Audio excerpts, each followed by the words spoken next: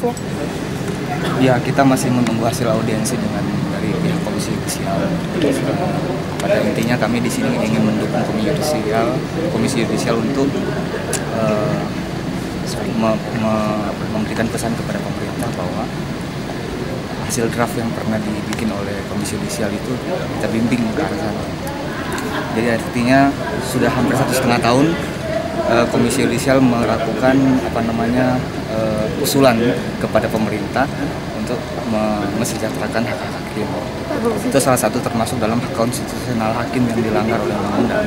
Oleh karena itu kita mengawal KY, memberikan support, memberikan dukungan kepada KY untuk dapat menggolkan bahwa draft yang pernah diusulkan oleh KY itu. Karena itu kesenjangan antara hakim dan tipikor kabarnya berbeda jauh nih Pak. Tunjangannya ya Pak? Kalau untuk angka-angka nanti kita ada nanti presentasi dalam hasil audiensi nanti. Cuma masalah itu kan terbagi karena spesialisasi. Artinya kalau hakim-hakim tipikor, hakim-hakim perikanan, hakim-hakim yang mendapat spesialisasi itu memang ada tunjangan khusus. Namun demikian, tunjangan khusus itu kan tidak melekat dalam gaji sampai pensiun. Emang nominal dari hakim karir sendiri nih Pak, kalau di karirnya sendiri kok sampai mau ada dia mogok sidang gitu Pak?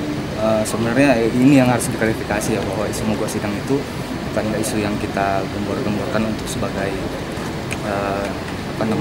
upaya perjuangan kita. Namun demikian ini kita sangat menanti dari hasil audiensi dengan para pihak ini, utamanya dari KY.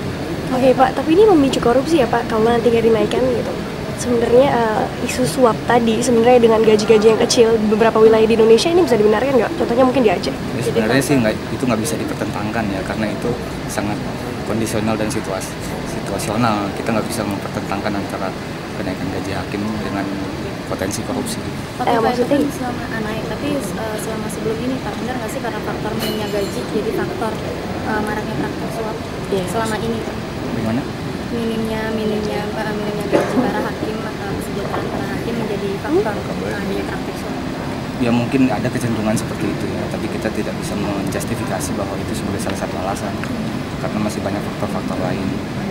Pada intinya sebenarnya gini, kita ingin adanya pemenuhan hak-hak konstitusional hakim yang telah diamanatkan oleh undang-undang, dan kita ingin mendorong KY dalam hal ini untuk lebih bersuara kepada pemerintah untuk paling setidaknya menerbitkan suatu peraturan pemerintah yang khusus mengatur mengenai itu. Karena dari sejak diundangkan sekitar 4 tahun yang lalu, amanat dalam undang-undang itu belum dilaksanakan oleh pemerintah. Itu intinya. Jadi sejak 4 tahun lalu belum naik berarti belum. Pak ya? Jadi kalau misalnya undang-undangnya telah diundangkan 4 tahun yang lalu, cuman peraturan pemerintah yang khusus mengatur tentang itu sampai sekarang belum ada. Hak-hak konstitusional itu termasuk di dalamnya gaji dan kesejahteraan hakim. Berapa lama sih? Yang tadi sudah kita dengar bersama, artinya secara komprehensif, tidak sekedar merupakan gaji, tapi banyak hal yang Pak Andi Nuryaman tadi kemukakan, ada 9 item tadi. Kemudian juga perjuangan-perjuangan lain, besok kami akan menemani Bapak Ibu para hakim ini untuk beraudiensi dengan DPR. Kami pun akan minta hak bicara. Jadi kami bersama para hakim, bukan sekedar mengantar begitu saja, tapi kami akan bicara, karena kami juga tahu permasalahan ini sudah lama sebetulnya. Jadi itu yang jelas itu, kalau pemerintahnya mudah-mudahan terwakili oleh mereka pada hari Kamis. Kalau sejauh ini kendalanya apa sih Pak? Kendalanya kenapa sih Pak bisa kayak gini? Kendalanya yang jelas bukan kami tidak mengupayakan, tapi mereka sendiri yang memiliki kewenangan untuk melakukan decision itu tidak memutuskan untuk hal ini, seolah-olah tidak merespon. Siapa tuh Pak? Ya pemerintah dan DPR tentu saja, itu kan yang punya politik anggaran mereka, bukan kami. Kami KY sebenarnya posisinya berada sama dengan hakim kan, hanya bisa meminta pada mereka. Tatkala mereka tidak mengabulkan, itu artinya mereka belum punya komitmen untuk itu kan. Saya harus mengatakan ini di hadapan media, karena ternyata juga yang memiliki wewenang untuk memutuskan iya atau tidaknya tuntutan seperti yang dikemukakan para hakim kan sebetulnya pemerintah dan DPR yang punya anggaran. Mahkamah Agung sendiri tidak bisa apa-apa pada dasarnya. Tuntutan yang nggak dipenuhi Pak sikap dari Komisi Yudisial?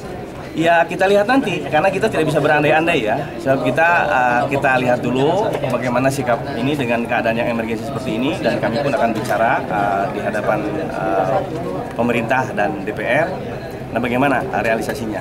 saya tidak bisa berandai-andai mau apa gitu ya, karena kita belum tahu. Pak, total berapa sih kalau? Ya itu lagi soal angka-angka saya tidak tahu, nanti salah lagi. Angka-angka itu ada dalam kertas, saya sendiri tidak bisa menjawab. Pak, ini pemerintah sama DPR terkesan cuek ini kenapa sih Pak?